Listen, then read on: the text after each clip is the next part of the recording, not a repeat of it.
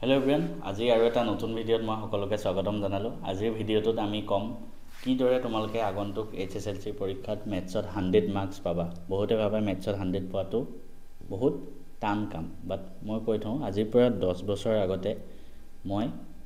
2015 চনত মেথছত মই নিজে 100 পাইছোঁ। গতিকে মই জানো কেনেকৈ লিখিব লাগে, মই জানো কেনেকৈ কৰিব লাগে। কোনোবাই বেয়া পায় মোক কিমান পাইছোঁ ক'লে, বাট আই ডোণ্ট কেয়াৰ, মই কৈছোঁ ঠিক আছে। ফাৰ্ষ্ট অফ অল চোৱা, MCQ আহিব, MCQ সলভ কৰিব লাগিব। এতিয়া MCQ খিনি কেনেকৈ কৰিবা ঠিক আছে। MCQ হ'ল আটাইতকৈ ইজি বস্তু। মই যদি মিছা মানে চোৱা, তোমালোকে ভাবিব পাৰা এই চবেই নিজৰ বস্তুটো মানে টান বুলিয়ে ভাবে। মই কৈছোঁ MCQ মাৰ্কছ উঠোৱা বহুত সহজ হয়, only for the talented student. যিসকল চোকা পোৱালি সিহঁতৰ কাৰণে MCQৰ কাৰণে বহুত ভাল ঠিক আছে। মাৰ্কছ উঠোৱা বহুত সহজ। কেনেকৈ? অলৰেডি যিসকল টেলেণ্টেড ষ্টুডেণ্ট হয় সিহঁতে অলৰেডি কনচেপ্টবিলাক ক্লিয়াৰলি বুজি থৈছে, তো MCQ আহিলে জাষ্ট কৰিব লাগে। আৰু MCQ বহুত শ্বৰ্টকাট মেথড আছে, তো MCQত আমি বেছি ফ'কাছ দিব লাগিব। MCQ কেনেকৈ ছল্ভ কৰিব লাগে, বহুতে এতিয়া সেইটো ক'ব। MCQ ছল্ভ কৰাৰ মষ্ট ইম্পৰ্টেণ্ট কথা হ'ল তুমি টপিকটো বুজি পাব লাগিব। বহুত ষ্টুডেণ্ট এনেকুৱা মই দেখিছোঁ, তেওঁলোকে কি কৰে, টেষ্ট পেপাৰৰ চব MCQ মুখস্থ কৰি পেলায়। বহুতে মোক কমেণ্ট দিয়ে মেথছৰ কমন দিয়ক। মেথছৰ কমন দিয়ে নেকি? মেথছৰতো নতুন নতুন প্ৰশ্ন আহে। যোৱাবাৰ মেথছৰ ইমান টান প্ৰশ্ন আহিছে দেখিছে। মইতো নকওঁ সেইখন টান আহিছে বুলি, এটা বা দুটা প্ৰশ্ন বাহিৰৰ আহিছে কিতাপৰ, বাকী সেনেকুৱাই প্ৰশ্ন দিব লাগে মেট্ৰিকত। তেতিয়াহে আচল ষ্টুডেণ্টসকল ওলাই পৰে, যিসকলে ভালকৈ পঢ়ে। নহ'লে কি হয়, নৰ্মেলি আমাৰ সময়ত কি আছিলে, চবেই মেথছৰ কিতাপখন মুখস্থ মাৰি দিয়ে, তাৰপিছত সেইখিনি আৰামত পৰীক্ষাত আহি 100টো পোৱা বহুতে আছে মেথছত, মেট্ৰিকত। তো মোকো ক'ব মেথছত 100 বহুতে পায়, মানে ক'ব মেথছততো 100 চবেই পায়, তুমিও পাইছা। কিন্তু মই হাই ছেকেণ্ডেৰীটো পাইছোঁ 99, অসমৰ ভিতৰত হায়েষ্ট মাৰ্ক আছিলে। মই নিজে মেথছত মেট্ৰিকতো হায়েষ্ট মাৰ্ক, হাই ছেকেণ্ডেৰীটো হায়েষ্ট মাৰ্ক। মোক বহুতে এইটো ক্ৰিটিচাইজ কৰে, সেইটো কাৰণে মই কৈ আছোঁ।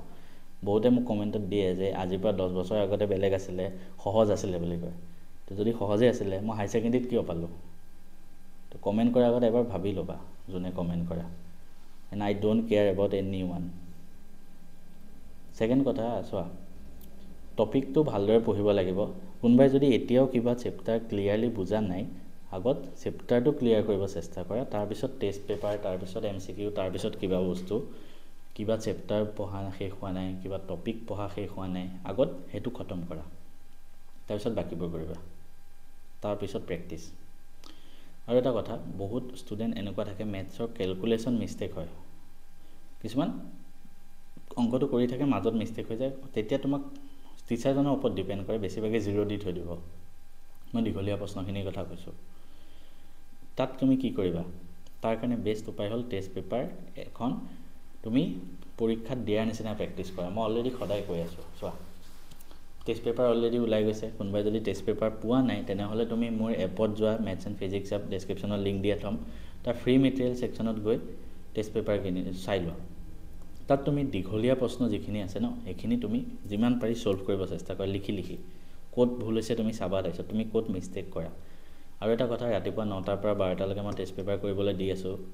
সকলোৱে হয়তো মানি আছে, যোনে মানা নাই মই এতিয়াও কৈছোঁ মানা, কাৰণ চাবা পৰীক্ষাত কিন্তু বহুত সহায় হ'ব। আৰু কোনোবাই যদি এতিয়াও মানা নাই, এতিয়াও 10 দিনমান সময় আছে, 10 দিনত এটলিষ্ট 3খন মেথছৰ পেপাৰ ছল্ভ কৰিব চেষ্টা কৰা। 3খন কিমান সময়ত হৈছে সেইটোও চোৱা ঠিক আছে। আৰু বহীখন যেতিয়া তুমি এতিয়া প্ৰেক্টিছ কৰিবা পৰীক্ষাত দিয়াৰ নিচিনা, 9টাৰ পৰা 12টা কৰিবা, তেতিয়া তুমি নিজক এনালাইজো কৰিবা ক'ত ভুল হৈছে ঠিক আছে। আৰু কিমান সময় লাগিছে, প্ৰত্যেকটো কুৱেশ্যনৰ অনুযায়ী তোমাৰ কিমান সময় লাগি গৈ আছে, সেইখিনি তুমি এনালাইচিছ কৰা। সেইখিনি সেনেকৈ কৰিবা। তাৰপিছত কিছুমান ইম্পৰ্টেণ্ট টপিক আছে, যিকেইটা তুমি অকণমানকৈ চাই গ'লেই হ'ল, এনেও পাৰিবা। মানে যিসকলৰ চব বস্তু কমপ্লিট হোৱা নাই, বা যিসকলে মেথছৰ কাৰণে ভয় খাই আছে, বা নপঢ়িলেই গোটেই বছৰটো, তেওঁলোকৰ কাৰণে এইটো কথা কৈছোঁ। এটা আছে অংকন চেপ্টাৰটো। অংকন পাৰ্টটোত ফাৰ্ষ্ট মানে এক্সাৰচাইজটোলৈকে কুৱেশ্যন আহে, বেছি কুৱেশ্যন নাই তাত। মই অংকন পাৰ্টটো অলৰেডি বুজুৱাই থোৱা আছে 1 ঘণ্টা। সেই 1 ঘণ্টা টাইম দিয়া, সেইখিনি চোৱা, পৰীক্ষাত গৈ তাত 6 নে 7 নম্বৰ এনেই পাবা। ঠিক তেনেকৈ বহুত কিছুমান বস্তু আছে, মই লাহে লাহে আনিম সেইখিনি মেথছৰ কমন টপিকছ কিছুমান আনিম, কমন কুৱেশ্যন নহয়, টপিক। আৰু এটা কথা, যিসকল অলৰেডি কোৰ্চ কমপ্লিট হৈ গ'ল, তোমালোকে কি কৰিবা, মেথছৰটো সেনেকৈ 3 ঘণ্টা সময়লৈ কৰাই, তাৰ উপৰি টেষ্টত যিমানবিলাক প্ৰশ্ন আহিছে তুমি সন্ধিয়া সেইখিনি চোৱা কুৱেশ্যন পেপাৰ প্ৰেক্টিছটো 3খন মানহে কৰিব পাৰিবা বাকীখন কুৱেশ্যন পেপাৰখিনিতো থাকি যাব কি কৰিবা তো সন্ধিয়া তুমি MCQ বিলাক ওপৰে ওপৰে চাই যোৱা কৰিব পাৰিছানে নাই পৰা টিক কৰি যোৱা আৰু ব্ৰড কুৱেশ্যনবিলাক কৰি চাই যোৱা টাৰ্গেট কৰা যে মই ধৰা কৈছোঁ 20খন তুমি টেষ্ট পেপাৰ সলভ কৰা মিনিমাম 20খন কৰিবা ঠিক আছে মই ৰাতিপুৱা 9টাৰ পৰা 12টা সেইটো কথা কোৱা নাই প্ৰত্যেকটো সাবজেক্টৰ মিনিমাম 20খন টেষ্ট পেপাৰ তুমি চাব লাগিব প্ৰত্যেকটো প্ৰশ্ন চাব লাগিব সন্ধিয়া তো 20খন টেষ্ট পেপাৰ আছে ধৰা ঠিক আছে আমি 4 দিনত মেথছৰ টেষ্ট পেপাৰ কৰি শেষ কৰিম বুলি ভাবিম কেনেকৈ এদিনত তুমি 5খন ডিস্ট্ৰিক্ট প্ৰত্যেকটো প্ৰশ্ন কৰি চোৱা প্ৰত্যেকটো প্ৰশ্ন বেছি টাইম নালাগে সন্ধিয়া ওপৰে ওপৰে কৰি চোৱা লাগিলে যদি টাইম নাই ওপৰে ওপৰে কৰি চোৱা খালি এটলিষ্ট চোৱা তুমি কৰি চোৱা সন্ধিয়া সময়কণ সেইখিনি লোৱা সন্ধিয়া তুমি 5টাৰ পৰা ধৰা ৰাতি 10টালৈকে 5 ঘণ্টা এদিনত তুমি 5খন ডিস্ট্ৰিক্ট 4 দিনত 20খন ডিস্ট্ৰিক্ট কমপ্লিট 4 দিনত টেষ্ট পেপাৰ কমপ্লিট তাৰপিছত কি কৰিবা তুমি প্ৰত্যেকখন ডিস্ট্ৰিক্টৰ যে কুৱেশ্যনবিলাক কৰি গৈ আছা মেথছৰ নতুন কিছুমান প্ৰশ্ন পাবা কিছুমান কৰিব নোৱাৰাও পাবা তো সেইখিনি কি কৰিবা সেইখিনি তুমি যিমান পাৰি নিজে প্ৰেক্টিছ কৰিব চেষ্টা কৰা কিতাপ চোৱা যদি পাৰা নাই তুমি নিজৰ টিচাৰক সোধা তাৰ উপৰি তুমি গুগলত চাব পাৰা হা গুগলত বেছিভাগ মেথছৰ বস্তু আহি যায় তুমি গুগলত কুৱেশ্যনটো টাইপ কৰি চাব পাৰা বা যদি দীঘলীয়া প্ৰশ্ন বা ছবি আছে গুগল লেন্স এটা এপ আছে গুগল লেন্সত যাবা গুগল লেন্স এপটো প্লে ষ্ট'ৰৰ পৰা ডাউনলোড কৰি ল'বা তাত লেন্সদি সেই বস্তুটো ছবিটো স্কেন হৈ যাব কুৱেশ্যনটো ওলাই যাব তো সেইটো কৰিব পাৰা বুজি নাপালে আৰু কৰিব পাৰিলেতো বহুত ভাল কথা নিজে ফাৰ্ষ্ট চেষ্টা কৰিবা ঠিক তেনেকৈ MCQখিনি চোৱা মুখস্থ কৰি একো লাভ নাই কিন্তু টেষ্ট পেপাৰৰ পৰা যদি কোনোবাই কয় টেষ্ট পেপাৰৰ পৰা আহিব তেনেকুৱা নহয় খালি আণ্ডাৰষ্টেণ্ডিঙৰ কাৰণে মই কৈ আছোঁ সেইখিনি তুমি কৰি যোৱা তাৰ উপৰি এটা ভিডিঅ' দিম মই ফৰ্মুলাৰ কিন্তু নিজে ফৰ্মুলাবিলাক চোৱা এখন সৰু বহি বনোৱা তাত তুমি প্ৰত্যেকটো চেপ্টাৰৰ ফৰ্মুলাবিলাক লিখি যোৱা সেই বহিখন তুমি পৰীক্ষাৰ দিনা যেতিয়া মেথছৰ এক্সাম হ'ব সেইদিনা ৰাতিপুৱা শুই উঠি অকল সেইখন বহি চাই যাবা মই প্ৰত্যেক দিনা সেইটো কৰোঁ আগতে মেথছৰ এক্সামত পৰীক্ষাৰ দিনা ৰাতিপুৱা মই একোৱে নপঢ়োঁ বেলেগ অকণ 5-6টা পেজৰ এখন বহি থাকে তাত প্ৰত্যেকটো চেপ্টাৰৰ ফৰ্মুলা বা ইম্পৰ্টেণ্ট পইণ্ট ইম্পৰ্টেণ্ট থিয়ৰেম সেইবিলাক লিখোঁ পৰীক্ষাৰ আগদিনা অকল সেইখন চাওঁ গুচি যাওঁ পৰীক্ষাত আৰু 100 মই সেইটো কাৰণে পাইছোঁ মই সঁচা কথা কৈছোঁ মই মেথছটো বহুত ভাল পাওঁ আৰু মই নিজে বহুত প্ৰেক্টিছ কৰিছোঁ সেইটো কাৰণে মই পাইছোঁ যাৰ কোৰ্চ কমপ্লিট হ'ল তোমালোকে এইখিনি বস্তু কমপ্লিট কৰিলা নে নাই এবাৰ চোৱা ফাৰ্ষ্ট হ'ল এক্সাৰচাইজৰ প্ৰত্যেকটো কুৱেশ্যন কমপ্লিট হ'ল নে নাই ছেকেণ্ড এক্সাম্পলত যিমান কুৱেশ্যন আছে পাঠৰ ভিতৰত উদাহৰণত সেইখিনি কমপ্লিট হ'ল নে নাই থাৰ্ড তোমালোকৰ কিতাপখনত বহুত MCQ আছে কিতাপখনতে বহুত MCQ আছে সেইখিনি কমপ্লিট কৰিলা নে নাই সেইটো এবাৰ চোৱা ফ'ৰ্থ হ'ল লাষ্টত চিৰিয়েলি আহিবা হা এটাকৈ কমপ্লিট কৰি আহিবা প্ৰত্যেকটো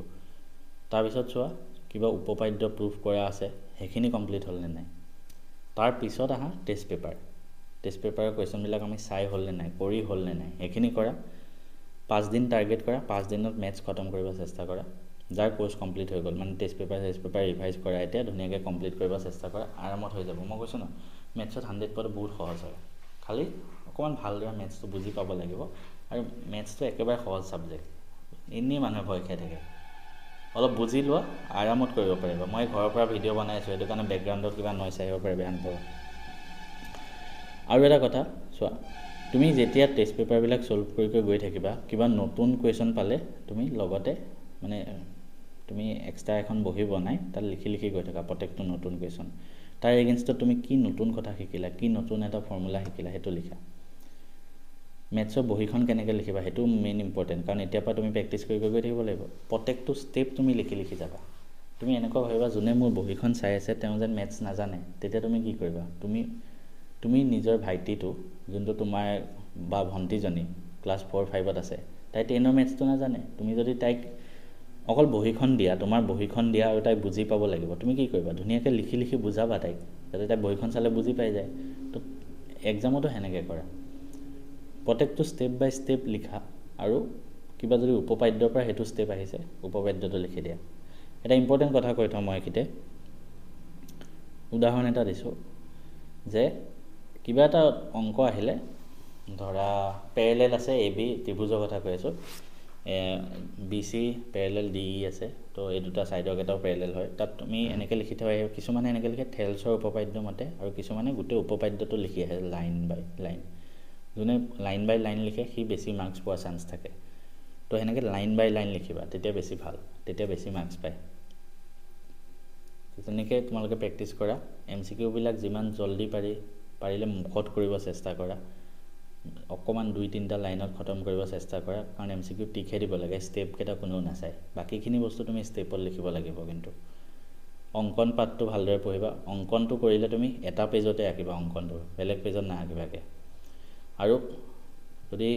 কুৱেশ্যনটো কৰি গৈ থাকোঁতে কিবা ফৰ্মুলা ইউজ কৰিব লাগে বা অংক কেলকুলেশ্যন কৰিব লাগে ছাইডত অকণমানকৈ এনেকৈ এখন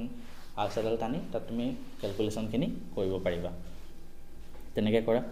বাকি ধুনীয়াকৈ লিখা একো প্ৰব্লেম নাই মই কৈছোঁ আৰু জ্যামিতিক কুৱেশ্যন আহিলে যেতিয়া তুমি ত্ৰিভুজ আঁকিবা বা বৃত্ত আঁকিবা তুমি অকল পেঞ্চিল ইউজ কৰিবা সেইকেইটা আঁকোতে ধৰা মই এটাত ABC ট্ৰাইংগল আঁকিলোঁ সেইটো মই অকল তাত পেঞ্চিল ইউজ কৰিম ABCটো আঁকোতে তাৰ উপৰি মই ট্ৰাইংগলটো যি নাম দিম ABC ট্ৰাইংগলটোতো মই ABC আখৰকেইটা পেঞ্চিলেৰে লিখিবা এইখিনি বহুত সৰু সৰু কথা কিন্তু পৰীক্ষাত এইবোৰৰ পৰাই মানুহে 100 যে পায় এনেই নাপায় চবেই মেথছ পঢ়ে কিন্তু কাৰোবাৰ 1-2 নম্বৰ কমি যায় এইবিলাক কাৰণত কমে ফৰ্মুলাখিনি যি বস্তুৱে নিলিখা ফৰ্মুলাটো ক'ৰ পৰা আহিছে সেইটো মেনশ্যন কৰিবাই ঠিক আছে ঠিক তেনেকৈ তুমি এখন তালিকা বনাব লাগে ষ্টেটিষ্টিক পাৰ্টৰ তুমি তালিকাখন পেনেদি নাকিবা অকল পেঞ্চিল ইউজ কৰিবা সেই তালিকাখন আঁকোতে এই সৰু সৰু পইণ্টবিলাক মনত ৰাখিবা পৰীক্ষালৈ যোৱাৰ আগত বা এইখিনি এতিয়া প্ৰেক্টিছ কৰি থাকোঁতেও মই আকৌ কম কেনেকৈ লিখিব লাগে কিন্তু এইখিনি পইণ্ট তুমি চোৱা ফৰ্মুলা বহীখন বনোৱা তাৰ উপৰি ফৰ্মুলাবিলাক লিখি ৱালৰ আগফালে চব পূৰা মাৰি দিয়া ডেইলি সেইখিনি চাই থকা পৰীক্ষালৈ যোৱালৈকে আৰামত পাৰিবা স্পেচিয়েলি পিষ্টকালি আয়তনত বহুত ফৰ্মুলা আছে সেইখিনি মুখস্থ কৰিবা সেইখিনি মেইন ঠিক আছে তাৰ পৰা MCQ আহিলে ডাইৰেক্ট ফৰ্মুলা বা পুট কৰিবা ত্ৰিগোণমিতি টেবুলখন মনত ৰাখা ভয় একোৱে কৰিব নালাগে ত্ৰিগোণমিতি টেবুল sin cos tan অকল সাইনৰ পাৰ্টটো মনত ৰাখা sin 0 ডিগ্ৰী মানে 0 চাও কেনেকৈ মনত ৰাখিবা ওপৰত কি থাকে 0 30 60 0 30 45 60 90 ঠিক আছে ফাৰ্ষ্ট সাইনটো মনত ৰাখিম কি 0 মানে sin 0 ডিগ্ৰী 0 30 হাফ তাৰপিছত 45 মানে 1/√2 63 মানে √3/2 90 মানে 1 তাৰপিছত cosটো সিফালৰ পৰা উল্টা হৈ আহে তাৰপিছত tan মানে sin by cos সেইখিনি ত্ৰিগোণমিতি চেপ্টাৰটো সহজ হয় বহুতে টান বুলি ভাবে কিন্তু ভালদৰে পঢ়িবা বহুত কুৱেশ্যন তাৰপৰা কৰিব পাৰিবা ত্ৰিগোণমিতিত যিবিলাক কুৱেশ্যন আহে তোমাক কৈ দিছোঁ বেছিভাগ cos আৰু sinত ভাঙি পেলাই কৰিবা tan আৰু cos যদি আহে বেছিভাগ cos sinত ভাঙি পেলাই সেইখিনি কুৱেশ্যন কৰিবা তেতিয়া বেছি ইজি হয় বাকি MCQ সলভ কৰা যিমান পাৰি আৰু কি কম এইখিনি কৰা ইমান ভয় খাব নালাগে মেথছত 100 পোৱাটো সহজ হয় ময়ো পাইছোঁ তোমালোকেও পাব পাৰিবা সবলৈকে মোৰ ফালৰ পৰা বেষ্ট অফ লাক কিবা লাগিলে কিবা প্ৰয়োজন হ'লে কিবা সাপোৰ্টৰ দৰকাৰ হ'লে যি কিবা ডাউট থাকিলে মোক কন্টাক্ট কৰিবা WhatsAppত নহলে কমেন্ট কৰিবা মই আছো তোমালোকৰ লগত ৰাতি এতিয়া 12টা মান বজাতো মই ভিডিও বনাই আছো ঘৰত আহি সদায় থাকিম তোমালোকৰ লগত থ্যাংক ইউ গুড নাইট